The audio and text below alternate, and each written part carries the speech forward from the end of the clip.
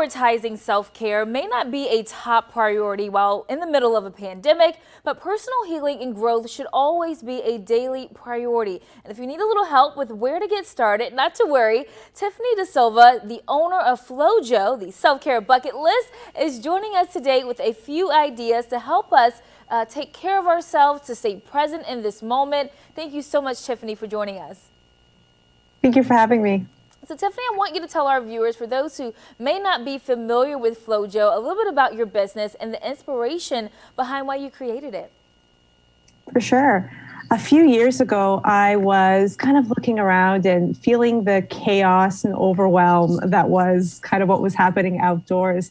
And every time I would talk to my friends and family about it, we would all kind of say, I wish we could go back to those simpler moments. And kind of when you started diving through some of those moments, it always seemed the times when we were bored and we kind of did something spontaneous. And since I always had a bucket list, I started going through kind of my old bucket list from when I was a kid, and I started realizing that a lot of the things that I remembered and kind of gave me the biggest moments weren't the skydiving or doing crazy things. It was actually the really small things I started to do, like giving away a gift card to a stranger or taking someone in my family out for lunch that I don't know really well. So I decided to package that up into little card decks and see if maybe other people would want to kind of experience those moments as well. I love this concept. And let's talk about the bucket list in general. How does a bucket list really help to create those fun moments and to really stay connected with our loved ones, as you mentioned?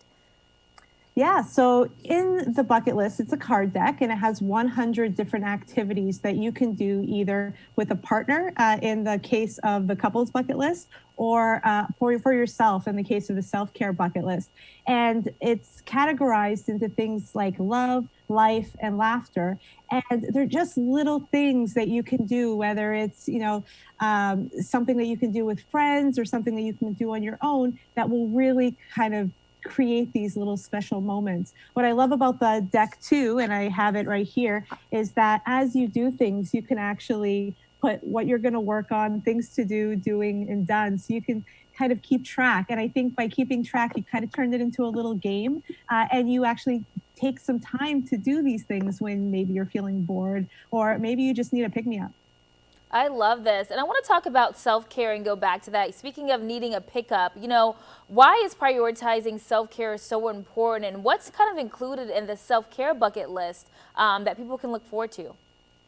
For sure. Self-care is so important. We keep hearing that word, and in the beginning, we kind of thought it was just take a nice bath, soak in the tub, wear a face mask. But actually, studies show that self-care really helps not only boost productivity, boost your immune system, increase your self-confidence.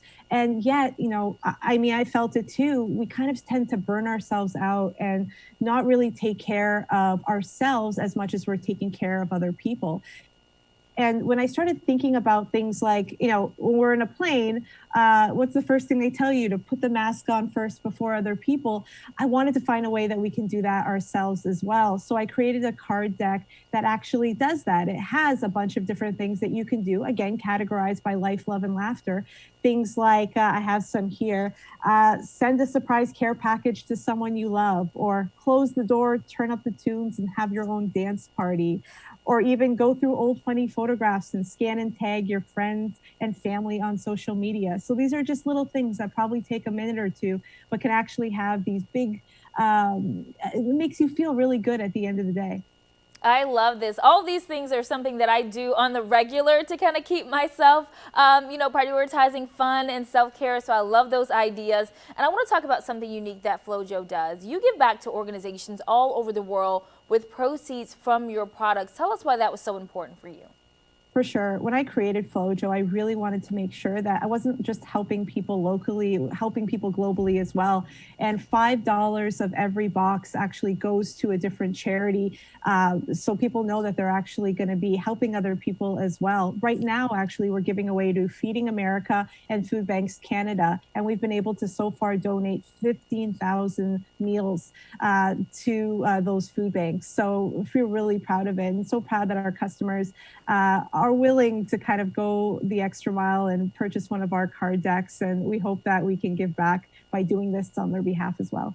Absolutely, Tiffany. I love this. A great way to stay connected with your loved ones, to prioritize self-care, to reignite some romance, whether it's with a couple, with that couple's bucket list. So many great options. And if our viewers are looking to learn more about Flowjo and to purchase one of these amazing card decks, where can they go for more information? They can go to Flowjo, FLOWJO.co, or Amazon also has it as well. Excellent. Tiffany, thank you so much for taking the time to join us today here on Marketplace. We really appreciate it. Thank you. Stay safe.